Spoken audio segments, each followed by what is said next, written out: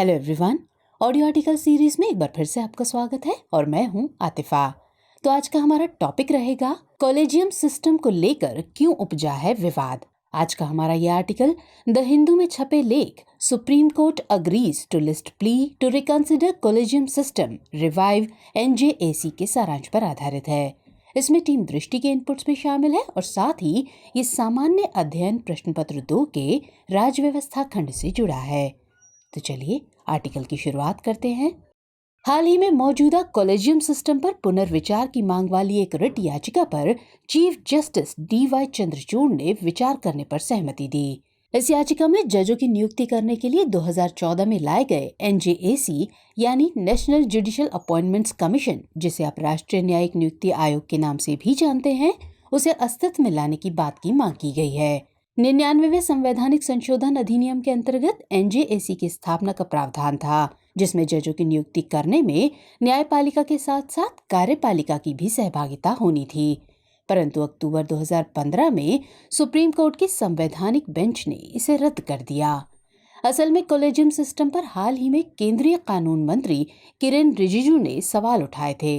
इस संबंध में कॉलेजियम सिस्टम भारतीय न्यायपालिका के इतिहास में ऐसा विषय है जिसको लेकर समय समय पर सरकार और न्यायपालिका के बीच तनाव पैदा होता रहा है। तो चलिए सबसे पहले ये समझ लेते हैं कि कॉलेजियम प्रणाली और राष्ट्रीय न्यायिक नियुक्ति आयोग क्या है, जिसे लेकर सरकार और न्यायालय के बीच मतभेद है।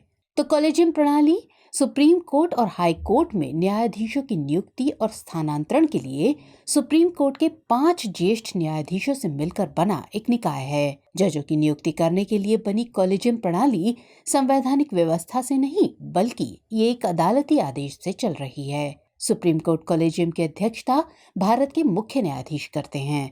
इस कॉलेजियम में मुख्य न्यायाधीश के अलावा सर्वोच्च न्यायालय के अन्य 4 वरिष्ठतम न्यायाधीश शामिल होते हैं। इसी तरह उच्च न्यायालय के न्यायाधीशों की नियुक्ति के लिए एक कॉलेजियम द्वारा सिफारिश की जाती है, जिसमें सर्वोच्च न्यायालय के मुख्य न्यायाधीश के साथ 2 वरिष्ठतम न्यायाधीश शामिल होते हैं।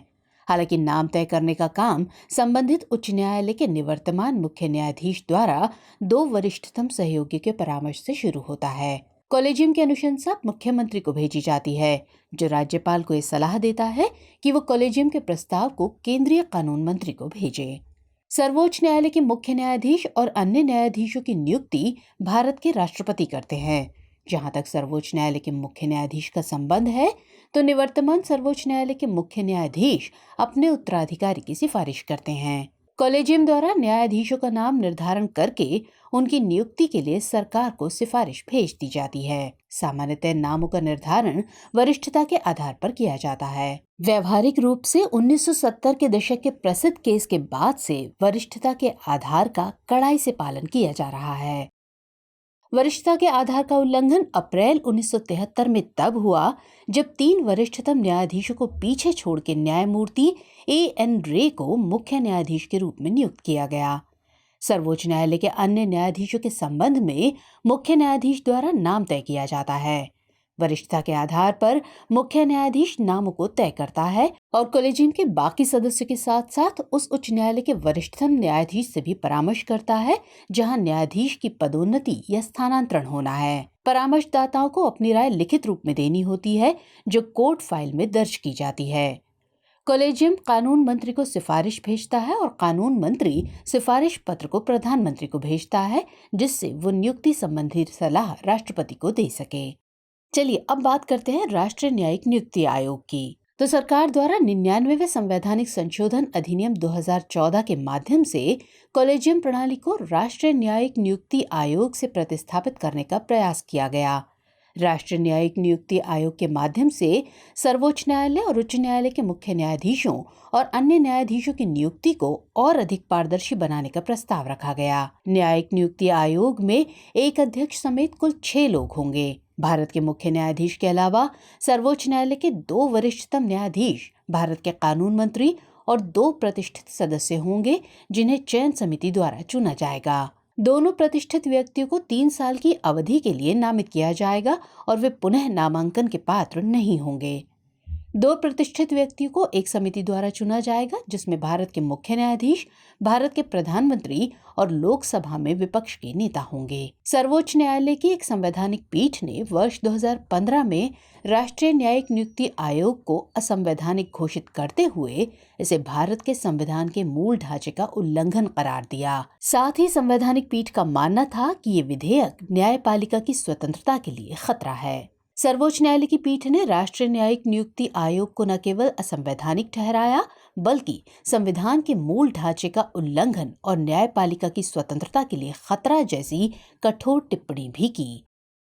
तो ऐसे में हमें समझना जरूरी हो जाता है कि राष्ट्रीय न्यायिक नियुक्ति आयोग के संबंध में क्या आपत्तियां हैं। दरअसल भारतीय शासन व्यवस्था अमेरिका की तरह शक्ति पृथक्करण के सिद्धांत पर आधारित है, जिसमें व्यवस्थापिका, कार्यपालिका और न्यायपालिका एक दूसरे से स्वतंत्र होती हैं। इस संबंध में न्यायपालिका का कहना है कि राष्ट्रीय न्यायिक नियुक्ति आयोग के गठन से उसके कार्य क्षेत्र में कार्यपालिका का दखल बढ़ेगा, जो कि संविधान के नियमों के खिलाफ है। गौरतलब है कि राष्ट्रीय न्यायिक नियुक्ति आयोग की अध्यक्षता भारत के मुख्य न्यायाधीश करेंगे, परंतु भारत के कानून मंत्री की उपस्थिति राष्ट्रीय न्यायिक नियुक्ति आयोग के निर्णयों को प्रभावित कर सकती है। अन्य 2 सदस्यों की निष्पक्ष भूमिका पर भी सवाल खड़े किए जाते हैं, क्योंकि उनकी नियुक्ति करने वाली समिति में प्रधानमंत्री होंगे, जो कि सरकार के मुखिया होते हैं। अब भारत में अगर मुकदमों की बात की जाए तो 80% से अधिक मुकदमों में सरकार खुद ही वादी है, जिससे आशंका की जाती है कि अगर न्यायिक नियुक्तियों में सरकार का पलड़ा भारी रहा तो न्यायाधीशों की नियुक्ति राजनीति से प्रेरित वैचारिक आधार पर की जा सकती है। वैसे भी सामान्य धारणा बनी हुई है कि सरकार द्वारा की गई नियुक्तियां निष्पक्ष नहीं होती हैं। इस संबंध में सरकार का कहना है कि न्यायालयों में योग्य व्यक्तियों या उम्मीदवारों की नियुक्ति की जाए, जिससे आम व्यक्ति को भी न्याय मिल सके। लेकिन सवाल है कि योग्य होने का पैमाना क्या हो। जबकि सरकार भी नियुक्तियों में पूरी तरह निष्पक्ष नहीं है, तो दूसरे के लिए योग्यता का पैमाना कैसे निर्धारित कर सकती है और उसके द्वारा की गई नियुक्ति कैसे योग्य हो सकती है। दूसरी तरफ कॉलेजियम के न्यायाधीश सदस्य उच्च न्यायालयों में अपने सहयोगियों को जानते हैं और रोजाना उनके द्वारा दिए गए फैसले के सकारात्मक और नकारात्मक पक्ष को भी समझते हैं। इसके अलावा वो उच्च न्यायालयों और सर्वोच्च न्यायालय के अधिवक्ताओं द्वारा दिए गए तर्कों को भी सुनते हैं। इस संबंध में कह सकते हैं कि जजों की पदोन्नति और स्थानांतरण के लिए उनकी क्षमता और उपयुक्तता के बारे में उचित निर्णय लेने के लिए न्यायपालिका सरकार से बेहतर है। दरअसल संविधान के अनुच्छेद 124 में कहा गया है कि सर्वोच्च न्यायालय के न्यायाधीशों को भारत के राष्ट्रपति द्वारा नियुक्त किया जाएगा। ये नियुक्ति सर्वोच्च न्यायालय के उन न्यायाधीशों के परामर्श से होगी जो राष्ट्रपति की समझ में कानून के जानकार हों। इसी तरह की प्रक्रिया का पालन राज्यों में उच्च न्यायालय के न्यायाधीशों की नियुक्ति में भी किया जाएगा। ये सच है कि बौद्धिकता पर एकाधिकार को लेकर न तो सरकार और न ही न्यायपालिका दावा कर सकती है, परंतु संवैधानिक दृष्टिकोण से कॉलेजियम प्रणाली बेहतर है, क्योंकि अनुच्छेद 124 में सिर्फ और सिर्फ न्यायाधीशों से परामर्श का उल्लेख है, न कि कार्यपालिका का।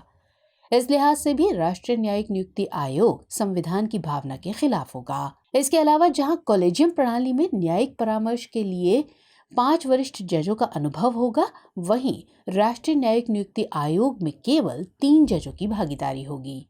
जैसा कि हम सभी जानते हैं कि आजादी के बाद से भारतीय न्यायपालिका ने न्याय का राज स्थापित करने के लिए ऐतिहासिक कदम उठाए हैं। इस संबंध में संविधानवाद, मौलिक अधिकार, व्यक्तिगत स्वतंत्रता, आधारभूत ढांचा, जनहित याचिका जैसे कई प्रयोग और नवाचार भारतीय न्याय व्यवस्था की कहानी कह रहे हैं। तो ऐसे में एक वाजिब सवाल मन में उभरता है कि आखिर ऐसी कौन सी कमियां हैं जो न्यायिक नियुक्तियों को लेकर दशकों से चल रही कॉलेजियम प्रणाली के स्थान पर नई प्रणाली को स्थापित करने के लिए उत्साहित कर रही हैं। तो आइए समझते हैं कॉलेजियम प्रणाली की सीमाओं को। गौरतलब है कि कॉलेजियम संविधान से इतर एक निकाय है जो न्यायालयों में नियुक्ति और स्थानांतरण के संबंध में न्यायपालिका द्वारा गठित है। ऐसा भी नहीं है कि संसद द्वारा इसे स्थापित किया गया हो। इस संबंध में सवाल उठाए जाते हैं कि जिस निकाय का संविधान में उल्लेख नहीं है तो वो अस्तित्व में क्यों है। तो कानून द्वारा विधि सम्मत न होने के कारण कॉलेजियम प्रणाली को लेकर भाई भतीजावाद और पारदर्शिता में कमी जैसे आरोप भी लगते रहे हैं। सर्वोच्च न्यायालय स्वयं न्यायाधीशों की नियुक्ति की अंतिम शक्ति रखता है।